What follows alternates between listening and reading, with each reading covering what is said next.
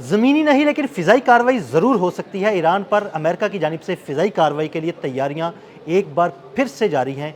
कई अमरीकी जहाज़ भी मशरिक़ वस्ता में उतरे हैं और कई मशरिक़ वस्ता की जानिब गामज़न भी है। इस सारी सूरत हाल के बारे में आमिर रज़ा से बात करते हैं। आमिर भाई, हमने एक वीलॉग किया था, उसमें ये बात की थी कि कई अमेरिकी जहाज़ आए हैं, उसमें हो सकता है कोई असलहा सामान हो, कार्गो जहाज़ थे, उसमें कोई अमरीकी असलहा हो सकता है। और अब ये बातें भी सामने आ रही हैं कि अमेरिका की जानिब से ईरान पर एक बार फिर फ़िज़ाई कार्रवाई की तैयारियां की जा रही हैं। इस बारे में हमारे नाज़रीन को ज़रा बताइए। देखिए, पहली बात तो यह है कि ईरान थका देने वाली पॉलिसी पर गामज़न है, यानी वो चाहता ये है कि उसका दुश्मन थक जाए। अमेरिका आहिस्ता आहिस्ता फ्रस्ट्रेशन का शिकार होते चले जा रहे हैं। ये जो डोनाल्ड ट्रंप ने कल बयान दिया ना कि ईरानी लोग मुझसे कह रहे हैं, ईरान की हुकूमत मुझसे कह रही है कि वो बहुत तंग आ चुके हैं और उनसे जो हालात हैं वो कंट्रोल नहीं हो रहे। ये असल में अमेरिका के अंदर के हालात कंट्रोल नहीं हो रहे हैं, जो उनकी फ़ौज के अंदर रिफ्ट है। मुझे आप एक चीज़ बताएं, उनका chief of army staff resign करता है, ऐसे ही उनका नेवल सेक्रेटरी जो हाँ है जी, बिल्कुल। वो रिज़ाइन करता है। पेड हैक्सत के ख़िलाफ़ जो है मुज़ाहरा होता है। नो किंग की मूवमेंट कहाँ पर चली? अमेरिका के अंदर। अमेरिका में एक डिनर के बाहर फायरिंग होती है जिसको हमला करार दिया गया डोनाल्ड ट्रंप पर। वो कहाँ पे हुआ? अमेरिका में। आपने कोई एक इस नौइयत की खबर जो है ईरान से सुनी है तो मुझे ज़रूर बताइएगा।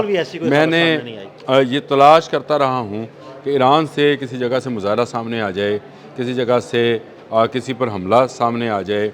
वहाँ पे रैलियाँ निकाली गई, रैलियों में मसूद पशकियान जो हैं वो शामिल होते रहे, अब्बास अरागची शामिल हुए, लेकिन किसी ने किसी पर कोई ना हमला किया, ना कोई नारा लगा। तो ये इसका मतलब ये है कि ईरान की जो गवर्नमेंट और ईरान के जो लोग हैं, पब्लिक है, वो आपस में जुड़े हुए हैं और मुत्तहिद हैं। मामला कहाँ पे है, फ्रस्ट्रेशन कहाँ पे है? वो अमेरिका में है और अमेरिका ब्लॉकेड से भी वो फ़ायदा हासिल नहीं कर पा रहा है जिसकी उम्मीद उसको थी। देखें, पहले इन्होंने हमला किया था तो कहा था कि 3 दिन का काम है, ईरान घुटने टेक देगा। बिल्कुल, उसमें नाकामी हुई। 40 दिन जंग करते रहे, नाकामी हो गई। अब नाकामी भी हुई, फिर मार पड़ना शुरू हुई। पहले हिजबुल्लाह जंग में शामिल हुई, फिर हौज़ी शामिल हो गए, फिर इराक की मिलिशिया शामिल हो गई। ये एक चार तरफा यह है इसको कहेंगे जंग जो है वो शुरू हो गई। उससे वही निकलने के लिए इन्होंने जंग बंदी वाला और मुज़ाकरात वाला काम शुरू किया। इस दौरान इन्होंने दोबारा से अपनी तैयारियां शुरू कर दी हैं। देखें ना, आप आयरन डूम उठाकर इसराइल से मुत्तहिदा अरब अमारात में शिफ्ट कर रहे हैं, तो इसका मतलब है कि आप मुत्तहिदा अरब अमारात से भी फ़्लाइट ऑपरेशन कर सकते हैं। ऐसे ही है, बिल्कुल ऐसे। ताकि ताकि उस पर अगर हमला हो तो उसको आयरन डूम के ज़रिए रोका जा सके। ये एक ऐसी सूरत हाल है जिसमें मैं पहले भी इस हादसे का इज़हार कर चुका हूँ, दोबारा कर रहा हूँ कि मुज़ाकरात की आड़ में एक और जंग की तैयारी की जा रही है और इसमें ज़मीनी हमला तो खैर करीने के आज इसलिए है कि इनको वो सपोर्ट जो थी जो कि मिलनी थी। ये सोच रहे थे कि ईरान के अंदर से हमें सपोर्ट मिलेगी, मुजाहिरीन निकल आएंगे, ईरान के अंदर से भी मिलेगी, रजीम चेंज होगी। जी जी, बिल्कुल बिल्कुल। और इसके साथ साथ ये सोच रहे थे कि जो इराक और ईरान की सरहद पर कबायली आबाद हैं वो हमारे साथ मिल जाएंगे, वो हमारे और साथ ट्रंप ने उन्हें ऑफर भी की थी। वो साथ नहीं मिले, तो ज़मीनी हमला जो है वो अब तकरीबन नामुमकिन हो चुका है।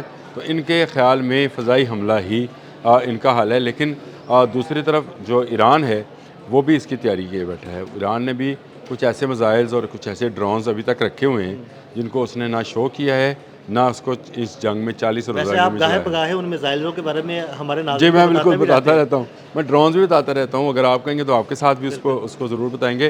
देखें, खुशी की बात यह है कि इस वक्त मगरबी मीडिया ये कह रहा है कि ईरान का 80% ज़हीरा मिसाइलों का महफूज है। यानी 40 दिन की जंग में उसने सिर्फ 20% मिसाइल इस्तेमाल किए थे।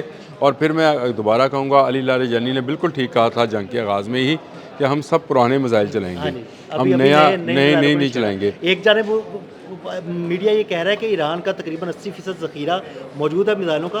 दूसरी जानिब अमेरिका में शोर मचा हुआ है कि उनके टोमाहाक मिसाइल जो है ना, उनका ज़ख़ीरा तकरीबन ख़त्म हो चुका है। 850 मिसाइल वो चला चुके हैं और इंटरसेप्टर्स उनके तकरीबन ख़त्म हो चुके हैं। कल आपने वो जहाज़ वाली स्टोरी जो है, 5 वाली स्टोरी है, उससे पेट्रियाट जो है उसकी बैटरीज को तबाह किया गया। अब मुझे बताएं, उनका शाही ड्रोन जो है वो दुबई पर हमलावर हुआ था, मुख्तलिफ बिल्डिंग्स को उसने निशाना बनाया था। तो क्या आयरन डूम उसको रोक पाएगा? बिल्कुल भी नहीं। देखें, अगर उसको भी रोक पाया था तो फिर वो जो क्लस्टर बमिंग जो कि तेल अवीव पर हम देख रहे थे, अगर मुत्तहिदा अरब अमारात उसको बर्दाश्त कर सकता है तो ज़रूर मदद करे अमेरिका की। मैं आपको बताऊं, आमिर भाई वो मदद ज़रूर करेगा लेकिन बर्दाश्त नहीं कर सकता। देखिए मैं ये कह रहा हूँ, देखिए ईरान, मैंने एक दफ़ा एक व्लॉग में ये मिसाल दी भी थी, मैं दोबारा देने को तैयार हूँ। ईरान अंधे के हाथ में लाठी है, उसको जिस तरफ से कोई आवाज़ अपने ख़िलाफ़ आती है वो उस तरफ से लाठी आवाज़ चला देता है। तो इसका मतलब ये है कि मुत्तहिदा अरब अमारात के लिए ज़्यादा मुहतात होने की ज़रूरत है। और ये जो अमेरिका की धमकियाँ हैं या एयर स्ट्राइक्स हैं, ये मुझे लगता है कि अब वो मुत्तहिदा अरब अमारात की तरफ से, देखें अल अदीद की तरफ से शायद ना कर पाए। इराक़ में भी उनकी एयर बेसिस, वो जो हमने एक व्लॉग किया था तो उन्होंने मिलकर उनकी 3 एयर बेसिस का जिक्र था उसमें, वो जो रशिया ने लिस्ट जारी की है। इसका मतलब ये है कि अब इनके पास अगर एयर बेसिस महफूज हैं तो मुत्तहिदा अरब अमारात वाली हैं, तो अमेरिका और इजराइल मिलकर कहीं मुत्तहिदा अरब अमारात को ना मरवाएं। ओपेक से वो पहले बाहर जा चुका है। ओपेक से जाने से नुकसान ये होगा कि सऊदी अरब ओपेक को लीड करता है, सऊदी अरब एक तरफ हो जाएगा और कल सऊदी नुमाइंदे ने यूएई अलग हो जाएगा, इस पूरे खित्ते में अकेला रह जाएगा यूएई। देखें यूएई जो है 7 रियासतें हैं, ये 7 रियासतें बिल्कुल छोटी छोटी रियासतें हैं और इनमें सबसे बड़ा जो है वो सऊदी अरब ही इनका बड़ा भाई है। इसको तस्लीम करना चाहिए। कल ना सऊदी अरब के नुमाइंदे ने कौम मुत्तहिदा में बड़ी एक बात कही जो मेरे दिल को लगी। वो बात ये थी, उसने कहा कि तमाम ममालिक को दूसरे ममालिक की खुद मुख्तारी का एहतराम करना चाहिए। बिल्कुल यही मौका पहले दिन से हमारा है कि ईरान की खुद मुख्तारी का एहतराम नहीं किया गया, उस पर मज़ाइल बरसाए गए, जिसका जवाब उसने दिया। सऊदी नुमाइंदे का ये बयान जो है, मैं इसको ईरान के हक़ में बयान समझ रहा हूँ। देखें ऐसे अगर खुद मुख्तारी, तो ईरान ने अमेरिका और इजराइल पर हमला नहीं किया था। इजराइल और अमेरिका इन गल्फ़ स्टेट्स के साथ मिलकर ईरान पर हमलावर होते, तो इसका मतलब है उसकी खुद मुख्तारी को चैलेंज किया गया था और वो हक़ दिफा रखता है। कोई भी मुल्क हो, वेनेजुएला हो, कोई भी हो, मैं किसी का नाम शुमाली कोरिया हो, नाम लेने से क्या है, वो ममालिक हक़ दिफा रखते हैं अगर उन पर हमला होगा। हाँ, जो हमलावर है उसको हमें ज़रूर मज़म्मत करनी चाहिए।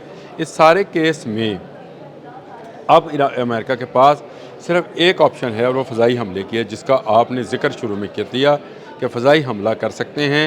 और ये फ़ज़ाई हमला मुझे लगता है ये यूँ है, मेरी अपनी वो ख्याल है, इसमें मैं किसी को भाई नहीं कहता, कोई तस्लीम करे ना करे, कि फ़ज़ाई हमलों के लिए अब यूएई को इस्तेमाल किया जाएगा। इसका जवाब जब पलट कर ईरान देगा तो सऊदी अरब भी यूएई के साथ खड़ा नहीं होगा, बिल्कुल नहीं होगा। अबू धाबी में मौजूद आयल डिपोस की अल्लाह पाक हिफाजत करे, वो हमारा ही आयल है मुसलमानों का, और जो ईरान में हाक जजीरे पे आयल है वो भी हमारा है। लेकिन देखें, जब कोई एक ऐसा मुल्क यहूदियों के साथ, यहूदो नसारा के साथ मिल जाएगा और उसकी ज़मीन इस्तेमाल होगी ईरान पर हमले के लिए, तो फिर ईरान तो जवाब देगा। एक मैं आपको एक बात करने लगा हूँ, अल्लाह पाक महफूज रखे, जंग नहीं मांगनी चाहिए, लेकिन आप चेक करें कि इज़राइल अपना आयरन डूम उठाकर मुत्तहिदा अरब अमारात में लेके आया है। वो चाहता ये है कि मैदान का जंग तिल अबब में नहीं, दुबई, अबू धाबी, शारजा में लगे, यहाँ पर हमला हो, यहाँ पर जो मरना है मरे, जिसका नुकसान होना है हो। देखिए किस खूबसूरती के साथ वो मुसलमानों से लड़ाने की साजिश कर रहे हैं। और यह फ़ज़ाई हमला अगर ईरान पर होता है तो ईरान के पास जवाब में कोई ऐसे जहाज़ नहीं हैं। मैं आपको पहले बताता हूँ कि वो फ़ज़ाई बरतरी, वो कोई उसके बाद F-35 नहीं है, वो मिसाइल ही फायर करेगा, उसके पास मिसाइल की ताकत है और ड्रोन्स की ताकत है। उसने कई ड्रोन्स ऐसे हैं जिसको अभी तक उसने इस्तेमाल ही नहीं किया है, और उसने कई जहाज़ ऐसे हैं जिनको अभी इस्तेमाल नहीं किया है, वो उनको इस्तेमाल करेगा। अगर वो अपना साइका ड्रोन इस्तेमाल करेगा, अब साइका ड्रोन जो है ना, इस पर मैंने आपसे अलग से बात करनी है। मैं चले उस पर अलग से बात करें। अगर वो इसको इस्तेमाल करेगा तो मुत्तहिदा अरब अमारात में क्या बचेगा? क्या बुर्ज खलीफा कायम रह पाएगा? क्या बुर्जुल अरब कायम रह पाएगा? क्या वहाँ पर बिल्डिंग्स, कारोबार, लोग, देखें मुसलमान और अबू धाबी के क्या, जो कि सारे का सारा ही आयल डिपो के ऊपर मुश्तमिल है अबू धाबी, क्या वो बच पाएगा? तो इसलिए इस जंग से पनाह मांगनी चाहिए। मैं ये समझता हूँ कि ईरान को ना छेड़ना चाहिए, गल्फ़ ममालिक को चाहिए कि वो एक हों, सऊदी अरब, कुवैत, इराक़ और ये जितने मुत्तहिदा अरब अमारात हैं, ये सब एक हों। अमेरिका से कहें कि थैंक यू वेरी मच, आप आपने हरमज़ खोलें, हम ईरान से रिक्वेस्ट करते हैं वो भी खोलें, ना आप ईरान पर हमलावर होंगे, ना ईरान आप पर और इसराइल पर हमलावर होगा, और हमारा कारोबार जो है वो चलता रहेगा।